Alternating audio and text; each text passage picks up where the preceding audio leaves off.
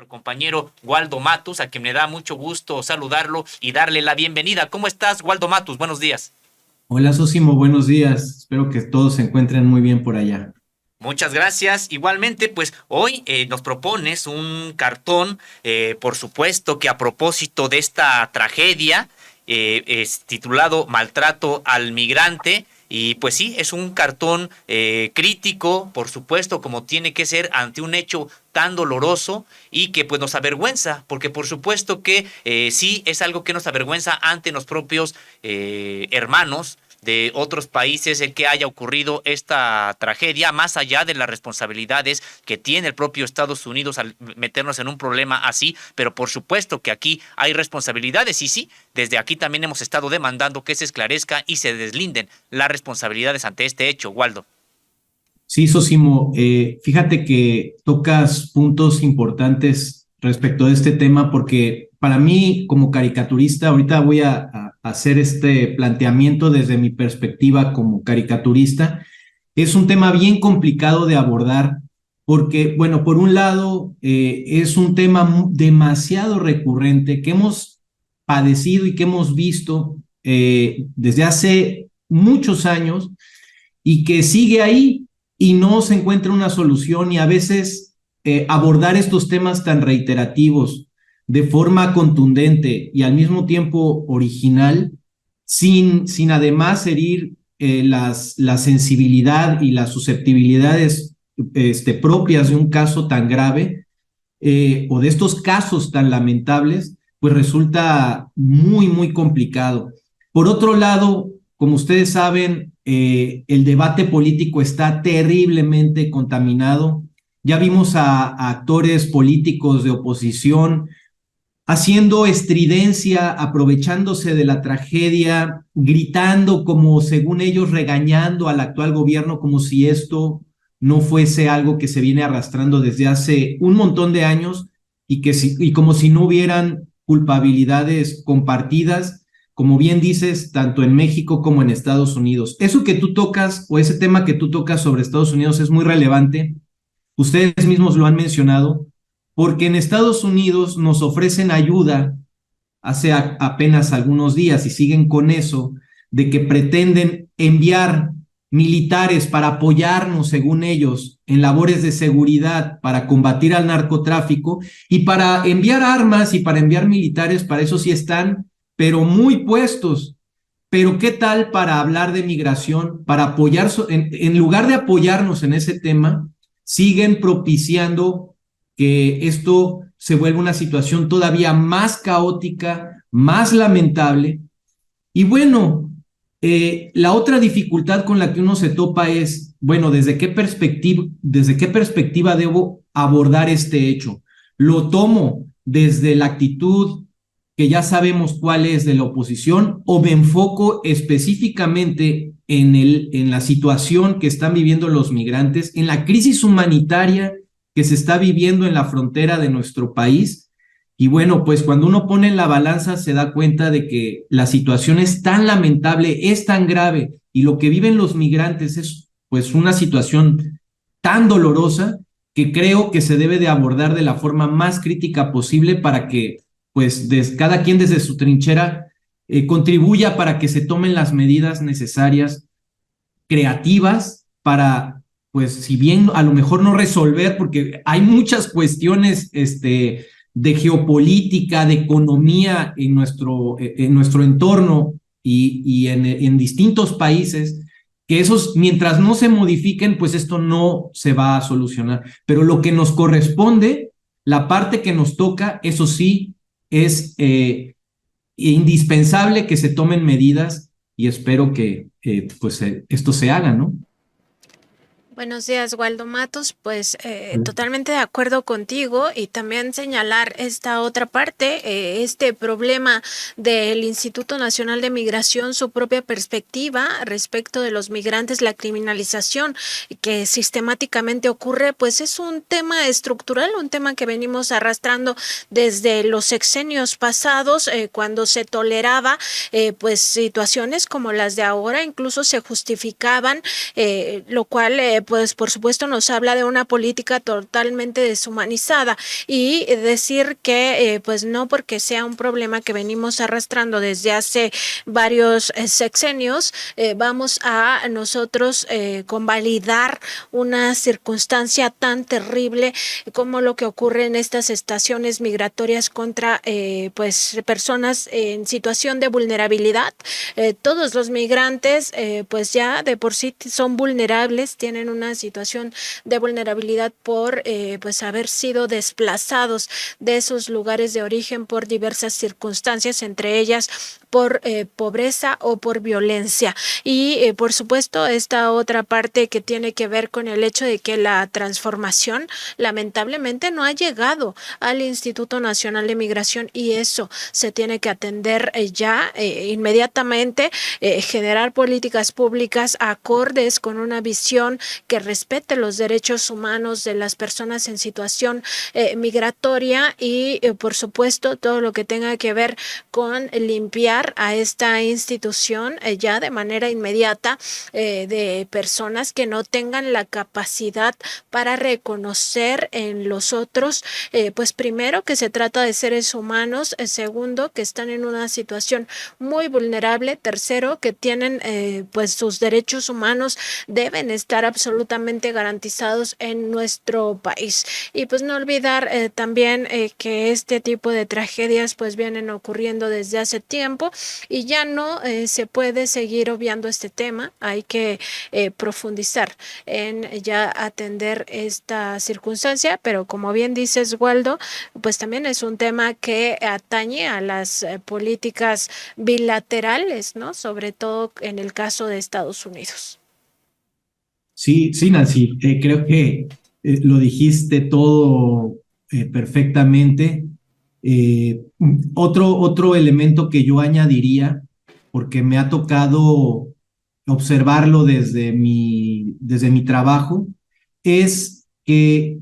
también nosotros como sociedad solemos a veces asumir actitudes que se suelen asemejar a las de muchos ciudadanos en los Estados Unidos, de desprecio a las personas que no pertenecen a tu propio país. Yo recuerdo, bueno, es que estos episodios han sido muy frecuentes, hemos visto imágenes, videos,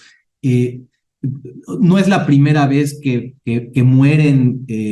migrantes en situaciones vergonzantes, lamentables. En esta ocasión, desgraciadamente, sucedió en una estación del Instituto Nacional de Migración, pero pues estas cosas las hemos visto en muchas ocasiones. Y recuerdo que hace algún tiempo salió una fotografía donde salía un migrante, me parece que era hondureño, cargando a su hija, protegiéndola de las pedradas que había alrededor pues ahí de una situación que estaba sucediendo en la frontera. Fue una imagen que se difundió mucho en los medios y yo hice un cartón alusivo a eso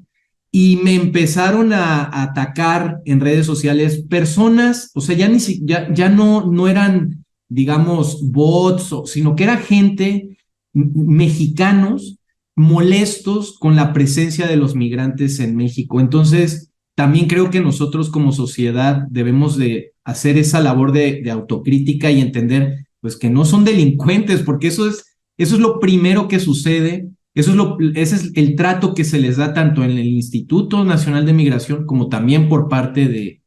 pues de nosotros, ¿no? Como sociedad. Entonces también tenemos que comprender que es gente, como bien dijiste, que está en la situación de mayor vulnerabilidad que puede haber, porque no tienen documentos, no tienen a veces ni comida ni agua. Es una situación terrible. Y hay niños y mujeres y gente que está en la peor de las circunstancias. Entonces creo que tenemos que ser mucho más empáticos en todo esto. Muy importante esto último, Waldo, en el sentido de que sí hay una corriente de opinión, además provocada, promovida por quienes hoy se rasgan las vestiduras ahí en el Poder Legislativo, sí, con todas sus letras, el PAN sobre todo, este Partido Acción Nacional profundamente racista y clasista, generó una política junto con medios de comunicación también de rechazo a los migrantes, de no entender la vulnerabilidad en la que se encuentran, de discriminación, pues sí, decíamos, profunda, y que Durante pues mucho tiempo se estuvo estigmatizando a los migrantes cuando México es un país cuyas familias han migrado muchísimo. Pues nada más tendríamos que pensar que la primer minoría ya en Estados Unidos es la mexicana. Son alrededor de 20 millones de mexicanos que precisamente por situaciones similares a las de los países de América Central y de América del Sur, es decir, la pobreza, la persecución política, el cambio climático, etcétera, tuvieron que cambiar su residencia, irse a Estados Unidos. ¿Y cuánto nos ha indignado cuando nos enteramos de los maltratos allá de los mexicanos? ¿Cuántos mexicanos muertos en el desierto, por ejemplo, orillados por la patrulla fronteriza? Y eso mismo, pues no es posible, no es tolerable para nada que se siga repitiendo, que se repita en este país a propósito de nuestros hermanos de del Cono Sur, prácticamente de América Central y de América del Sur. Y Waldo, pues para pasar al otro trabajo que nos presentas esta semana y que es el video que produces precisamente en esta situación. Ahora abordas el tema de pues Chiapas, esta portada, además de la revista Contralínea, que da cuenta cómo se contrató estas empresas factureras por más de 6,000 millones de pesos. Si quieres, platicamos contigo primero, antes de verlo, Waldo, para que lo puedas presentar. Sí, pues es este reportaje de Miguel Vadillo muy puntual en el que pues menciona esta práctica que no es reciente, que ya sabemos que se reveló con todo esto de la estafa maestra, pero que es algo que se sigue utilizando discrecionalmente. Es una práctica que no se termina de erradicar, y en este caso pues se detecta como el gobiernos de Chiapas, de Miguel Velasco y de Rutilio, ahora con Rutilio Escandón, pues siguen utilizando estos mecanismos de empresas fachada,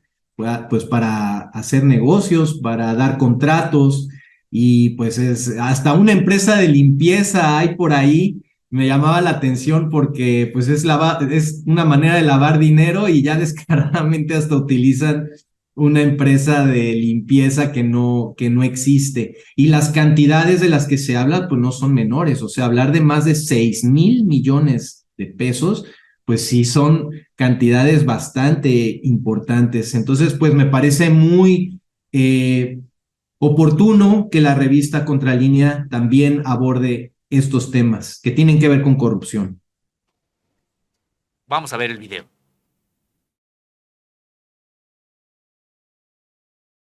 En los últimos sexenios, los gobiernos federal, estatal y municipal de todas las corrientes e ideologías políticas han hecho uso de empresas para facturar operaciones simuladas, EFOS, y desviar recursos públicos, lo que ha ocasionado cuantiosos daños patrimoniales al erario y la comisión de delitos como peculado, fraude, soborno, enriquecimiento ilícito, delincuencia organizada y hasta lavado de dinero. También conocidas como empresas fachada o fantasma, son constituidas para emitir facturas falsas y evadir el pago de impuestos. Otras empresas, solo de membrete, se utilizan para el lavado de dinero, y unas más simulan compras de bienes y servicios en obras públicas que nunca se realizan, como ocurrió en el gobierno federal del panista Felipe Calderón, cuando anunció que construiría una refinería que se llamaría Bicentenario y solo levantó una barda para la cual se pagaron cerca de 2,000 millones de pesos. Al asumir la presidencia de la República, Andrés Manuel López Obrador dio instrucciones a las Secretarías de Hacienda y de la Función Pública para que auditen y denuncien ese mecanismo fraudulento empleado por funcionarios, órganos autónomos descentralizados y hasta universidades públicas en colusión con empresarios. Una de esas investigaciones fiscales identificó al gobierno de Chiapas como responsable de usar empresas factureras en los dos últimos mandatos estatales, uno correspondiente al exgobernador Manuel Velasco Coello del Partido Verde y otro del actual gobernador de Morena, Rutilio Escandón Cadenas. A través de auditorías hechas por el SAT, se confirmaron compras por 6,194,300,000 pesos con empresas que operan facturas simuladas. De la larga lista de empresas identificadas como EFOS por el SAT que fueron contratadas para obras y servicios en el estado de Chiapas por los gobiernos de Manuel Velasco y Rutilio Escandón, destaca la comercializadora TGZ SADCB con sede en Aguascalientes y dedicada a la venta de material de limpieza, la cual facturó casi 842 millones de pesos, a pesar de emitir comprobantes fiscales sin contar con los activos, personal, infraestructura o capacidad material para prestar los servicios, producir y comercializar. Contralínea contactó al equipo de Rutilio Escandón para aclarar estos temas, pero no obtuvo respuesta. Manuel Velasco, por su parte, compartió una carta en la que aclara que cada dependencia fue responsable de sus propias compras y adquisiciones. Esta y más información podrás encontrarla en tu revista Contralínea.